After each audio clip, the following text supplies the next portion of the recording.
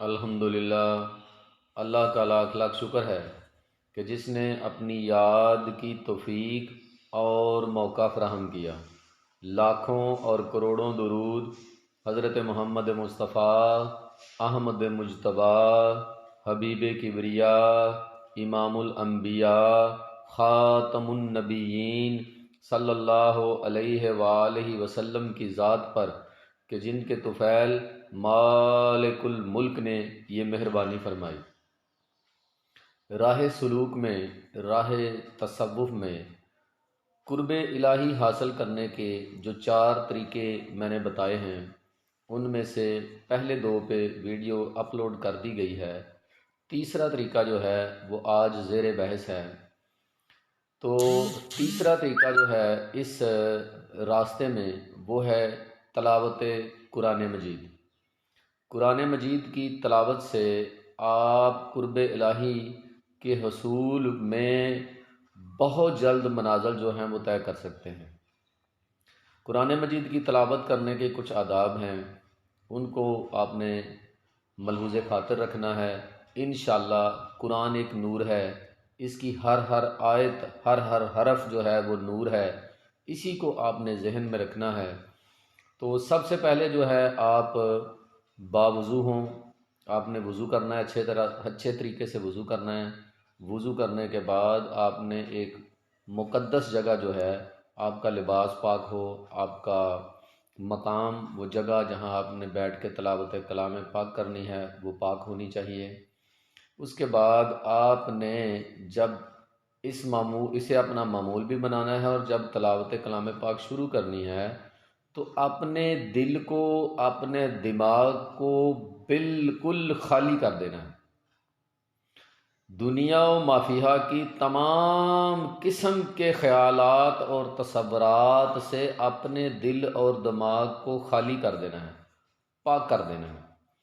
اس کے بعد آپ نے قرآن مجید فرقان حمید کی تلاوت شروع کرنی ہے، اور آپ کے دل میں اور دماغ میں سوائے محبوب حقیقی اللہ تبارک و تعالیٰ کے کوئی اور چیز نہیں ہونی چاہیے۔ محبت رسول اس کی شرط ہے۔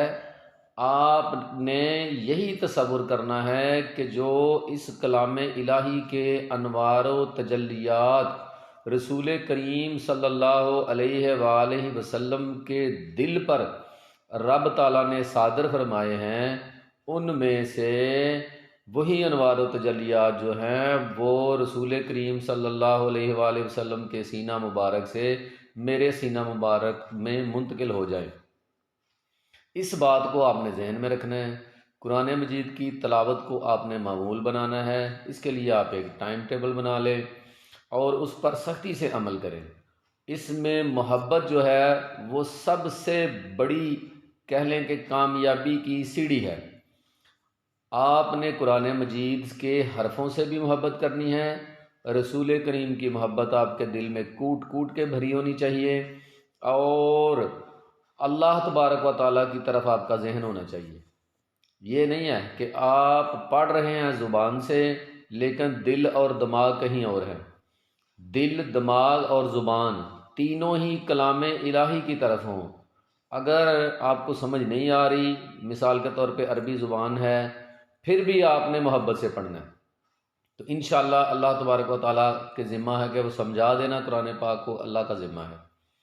جو لوگ نہیں پڑھے ہوئے، ان پڑھ ہیں، وہ پڑھ نہیں سکتے، وہ ویسے ہی قرآن مجید کو دیکھیں، انگلی پھیریں، پیار سے، محبت سے چومیں، تو اللہ تبارک و تعالیٰ کی ذات ان پر بھی اپنی رحمت فرمائے گی۔ راہ سلوک میں قرآن مجید کی تلاوت اور نماز کی پابندی، یہ 2 بڑی اہم چیزیں ہیں، اور جو لوگ ذکر و فکر سے اللہ تبارک و تعالیٰ کا قرب حاصل کرنے کی کوشش کرتے ہیں، اسی طرح وہ معمول بنائیں کہ قرآن مجید کی تلاوت جو ہے اس کو بھی شامل کریں۔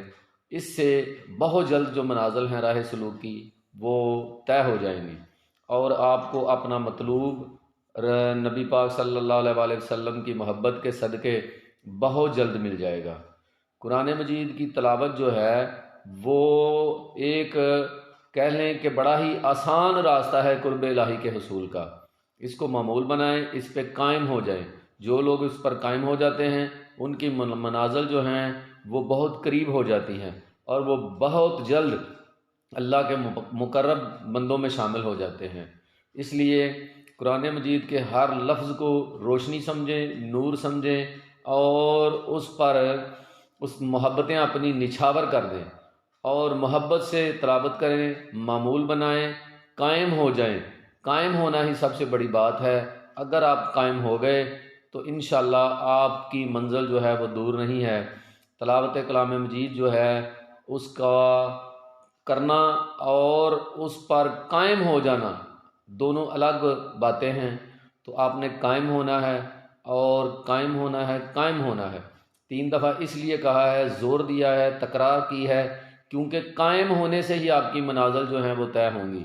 اس لیے اس کو تمام سالک جو ہیں اور تمام راہ تصوف کے مسافر جو ہیں اپنا معمول بنائیں، نماز کی پابندی کریں، اور اسی طرح نماز کے بعد قرآن مجید کی تلاوت کی پابندی بھی کریں، اور انشاءاللہ بہت جلد آپ اپنا مطلوب جو ہے اللہ تبارک و تعالیٰ کے حضور جو ہیں آپ مقرب ہو جائیں گے انشاءاللہ۔ وما علینا الا البلاغ المبین۔